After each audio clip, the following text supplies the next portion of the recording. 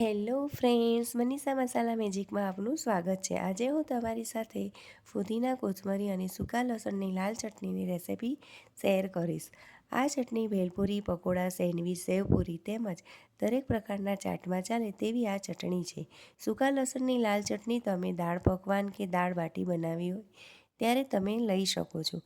આ ચટણીના લીધે તેનો ટેસ્ટ ખૂબ જ સરસ લાગે છે। તો ચાલો આપણે અહીં શરૂ કરીએ। સૌપ્રથમ અહીં આપણે ગ્રીન ચટણી બનાવીશું। તેમાં અહીં 3 લાંબા તીખા મરચાં અને 2 આ રીતના મોળા મરચાં લઈશું।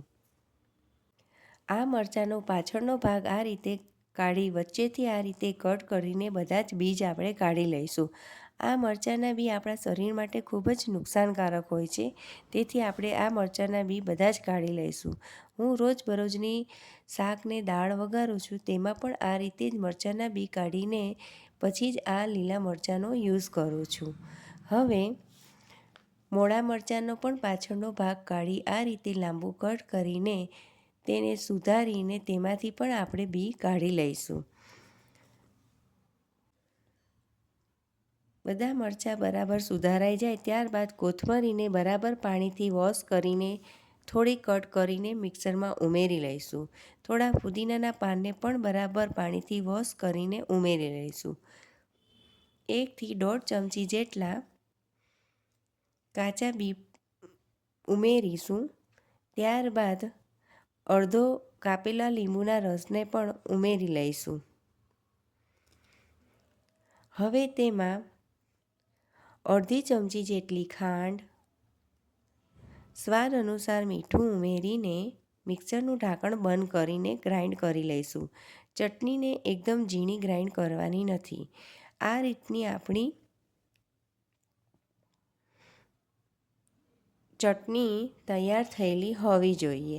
આ ચટણી દહીંવડામાં, દાબેલીમાં પણ ખૂબ જ સરસ લાગે છે ને આ ચટણી 1 થી 2 દિવસ સુધી જ સ્ટોર કરી શકાય છે ને એકદમ ગ્રીન કલર। હવે આપણે લસણની લાલ ચટણી બનાવીશું। એક મિક્સર જારમાં 10 થી 15 નંગ જેટલું સૂકું લસણ ઉમેરીશું।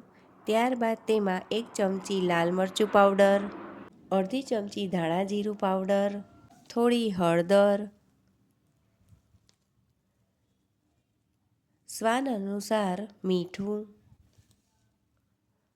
અડધું કાપેલા લીંબુનો રસ ઉમેરીને મિક્સરનું જારનું ઢાંકણ બંધ કરીને ગ્રાઇન્ડ કરી લઈશું। તો આ લસણની લાલ ચટણી બનીને એકદમ તૈયાર છે। આ ચટણીમાં 1 ચમચી જેટલું સિંગતેલ ઉમેરીને તેને 1 થી 2 મહિના સુધી સ્ટોર કરી શકાય છે।